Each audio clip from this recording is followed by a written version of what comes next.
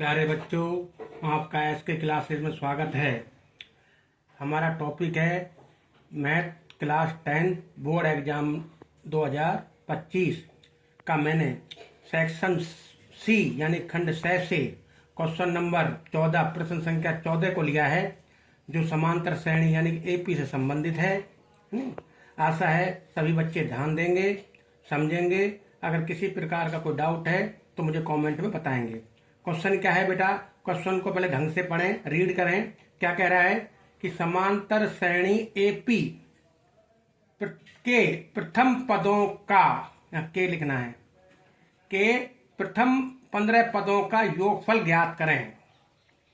समांतर श्रेणी यानी कि एपी के प्रथम पदों का योगफल ज्ञात करें, जिसका nवां पद an बराबर 3 + 2n है। यानी कि उसका रिलेशन दे दिया, an = 3 + 2n है। यानी कि find the sum of first 15 terms of AP whose nth term is an बराबर 3 + 2n। करना कुछ नहीं है बेटा, इसमें थोड़ा ध्यान देना है। यहां पर हमें गिवन है, दिया है। यहां लिख सकते हो आप, दिया है। इंग्लिश वाले बच्चों के लिए, इंग्लिश मीडियम वाले बच्चों के लिए गिवन n = 15 यानी कि नंबर ऑफ टर्म 15, पदों की संख्या 15। ठीक। नेक्स्ट जो रिलेशन दे रखा है an = 3 + 2n। अब इससे आपको एपी बनानी है बेटा। क्या बनानी है? एपी यानी समांतर श्रेणी। कैसे बनेगी? जो ये रिलेशन दे रखा है, आप अपनी तरफ से इसमें n का मान 1, 2, 3 पुट कर सकते हैं। तो हमें इस प्रकार पुट करने पर, रखने पर n का मान हमें एक समांतर श्रेणी प्राप्त होगी। n बराबर मैंने क्या रखा है यहाँ? 1। तो पूरे इसमें an वाले टर्म में n बराबर 1 रखना है। तो a1 आ गया, इक्वल टू 3 + 2 × 1।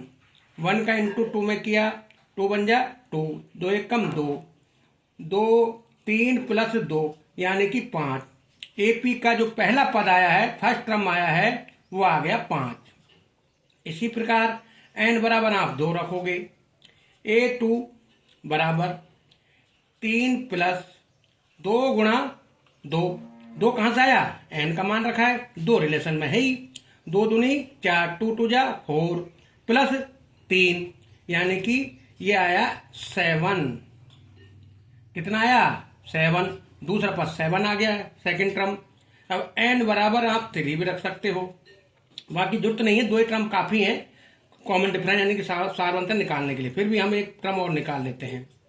ये n बराबर क्या रखा आपने इसमें? 3, तो ये 3 आएगा। 3 + 2 × 3, 3 2 जा 6, 2 3 6 प्लस 3 यानी कि 3 इक्वल टू क्या आएगा? 3 दूनी 6 प्लस 3 यानी कि 9।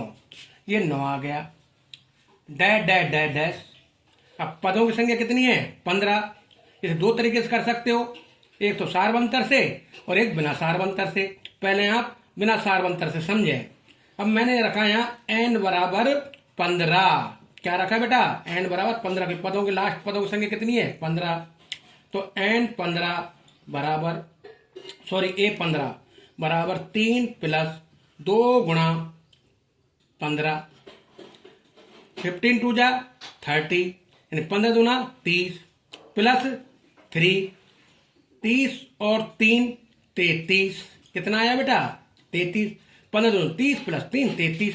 ये लास्ट टर्म आ गया 33। ये हमारी इस प्रकार एपी बन गई, समांतर श्रेणी बन गई। अब हमें निकालना है इसका सम ऑफ 15 टर्म्स यानी 15 पदों का योगफल। तो योगफल के 2 सूत्र लगते हैं, एक समांतर श्रेणी सारवंतर वाला और एक विदाउट सारवंतर वाला। तो हम विदाउट सारवंतर वाले से करेंगे, कॉमन डिफरेंस से। ए, अब यहां देखोगे आप, a = क्या है? 5। an बराबर क्या है? 33। ठीक है।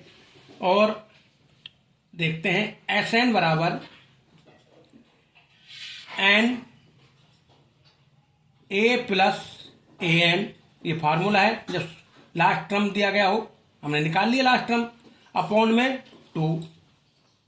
यहाँ एन की वैल्यू कितनी है 15, नंबर ऑफ टर्म पदों की संख्या 15 है, तो यहाँ एस 15 आया बराबर, यहाँ 15 लिखा, एन बराबर 15, ए बराबर 5 plus a n last of term अंतिम पद 33 लिखा, अपॉन 2।